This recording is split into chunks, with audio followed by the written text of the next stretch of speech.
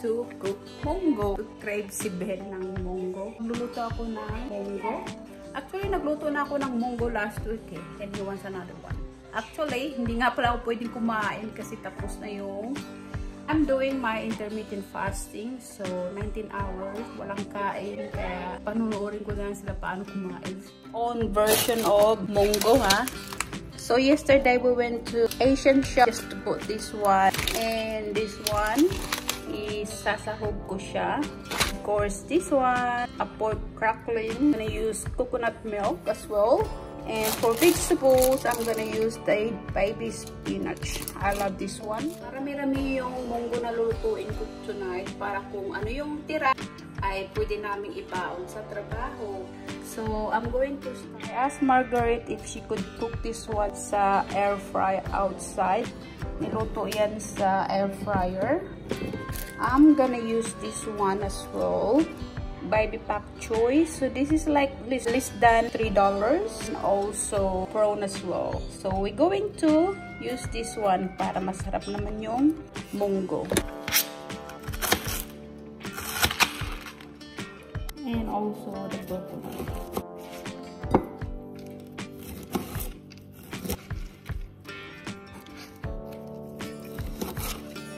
Luto ko na rin yung munggo. Hindi ko na nakunan ng video kanina kasi I was pretty busy.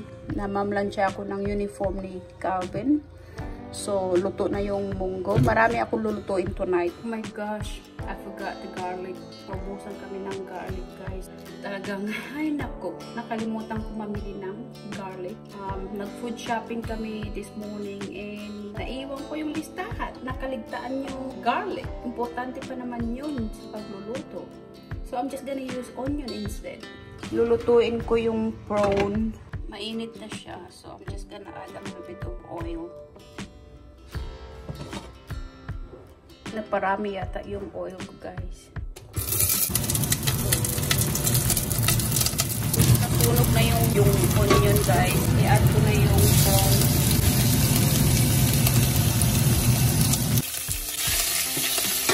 I'm just gonna wait a little bit. Hindi ko siya i-overcook kasi nga coconut siya. Okay, so ayan guys, luto na yung prawn natin. Guys, I nearly forgot. Gusto ko sa munggo yung maraming gulay. I'm gonna add a little bit of broccoli and also cabbage. Kunti lang para masarap. Oh my gosh, guys. Nangamoy yung bahay. So I shut the door and the window kasi nga pumasok yung amoy. Dilis yata yun. Mabuti na lang doon niluto sa labas. How much more pag sa loob ng bahay, talagang mangangamoy yung bahay. Isusunod ko naman to, ilagay ko na yung gulay. So guys, this is my own version nilagang munggo. And also, I'm gonna add the coconut milk na. Hintayin ko lang siyang kumulo. And I'm gonna use 2 coconut milk. Ayan. Tapos haluin ko lang siya. Mamaya ko na kapag naluto na yung gulay, ang gagawin ko guys, ilalagay ko sa huli yung prawn at salmon natin. I'm gonna start putting salt. Yan. So, pag ako nagluluto ng munggo, nilalagyan ko talaga ng coconut milk. I'm going to use my Vegeta pampalasa. Ayan. Yan ang ginagamit kong seasoning every time I cook. No MSG. Ayun. Sayang nga lang. Bukas ko na ito matitikman kasi nga fasting na ako. So, I'm gonna add this one. Hindi ko siya i-ubos. Kunti lang. Ayan. Pampasarap yan. So, this time, yung niluto kong munggo ay kumpleto yung ricado niya. At saka, i-add ko na ito, yung dilis natin, dried fish. Ayan. Kumplito ricados ang munggo. I-add ko na lahat. Yan, iubos ko na yan. Baby spinach. Sayang lang talagang hindi kumakain si Calvin ng munggo. Paborito ko yan, guys.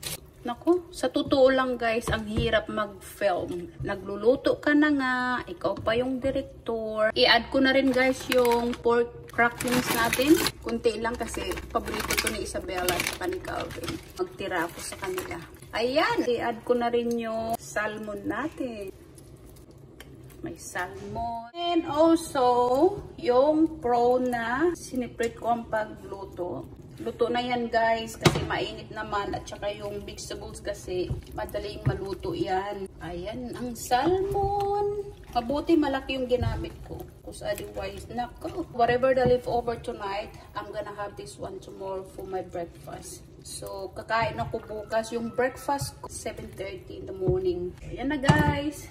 Ready na yung munggo natin. Guys, dahil tapos na yung niluto kong munggo, hindi ko lahat hinalo yung salmon. Nagtira naman ako para sa akin tomorrow. Since hindi naman kumakain si Calvin ng munggo, kailangan ko magluto ng pagkain niya. So I was thinking to T-bone steak, fresh vegetables as well. Luckily this morning when I went food shopping with my son and Margaret, bumili ako ng T-bone para sa kanya. Paborito niya yun eh. May kamahalan pero that's okay. Sana hindi pa siya frozen. Where's the T-bone? Ala, nasaan na siya? Nawawala. Ito naman yung pork. Huwag na lang muna siyang ayan. So, ang ginagawa ko guys, kapag namimili ako ng chicken schnitzel, para hindi mo na kailangan defrost, ni-separate ko siya, nilalagay ko siya sa plastic. Tulad ng steak or steak ni Calvin, yan ang ginagawa ko kasi siya lang naman yung mahilig sa red meat. More in chicken and fish ako, vegetables. Ang alam ko talaga, 3 yung nabili kong T-bone. Pero 2 lang yung nandito. This is the porterhouse last week. He doesn't like this one kasi nga daw chewy. Gagawin ko is season ko lang siya to guys ng salt and pepper. And he can have corn cob as well. I'm gonna put a little bit of salt.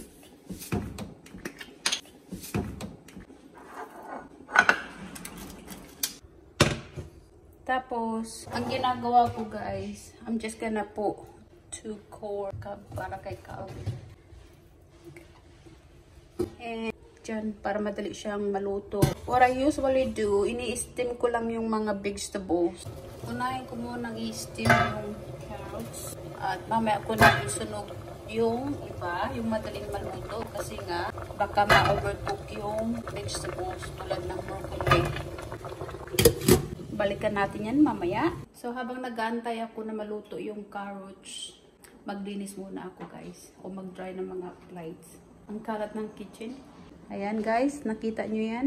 Mga nag-aantay yan. Walang tumutulong sa akin tonight. Mag-try ng flight. But that's okay. Yung rice, luto na ba? Yup, luto na. Samahan nyo ako magligpit guys.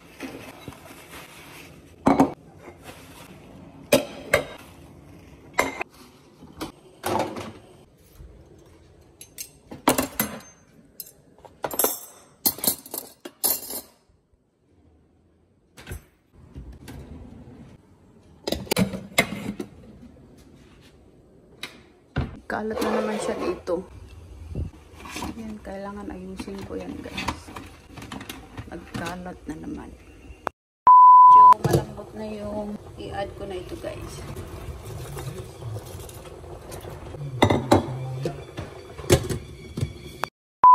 Ito na yung corn. So, papainit ko na yung pan para sa steak ni Calvin. Mainit na yung kawali.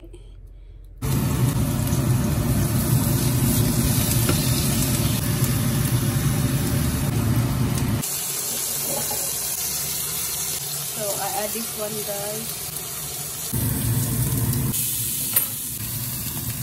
I think it's already cooked. Come on, dish it up. I boiled the water already, so just a little bit kasi siya lang naman yung kakain. My gravy for Calvin's steak. Tapos na rin pala yung gravy niya. Give a good mix. Kasi hindi ako nagluto ng mashed potato kay Calvin. So, I put the broccoli there, carrots, one. By the way, I wash my hands. That's his dinner. And also, I'm gonna add corn cob. Ayan. There you go, guys. That's Calvin's dinner. Like I said before, hindi ko sinahog lahat na salmon. So, lunch ko tomorrow. I love salmon. May kamahalan pero okay lang. Okay. I think I don't put enough vegeta. Na sila. No, I'm fasting. So, I'm done cooking for tonight. And I already washed the dishes. And they're having dinner outside. Nandun sila sa labas.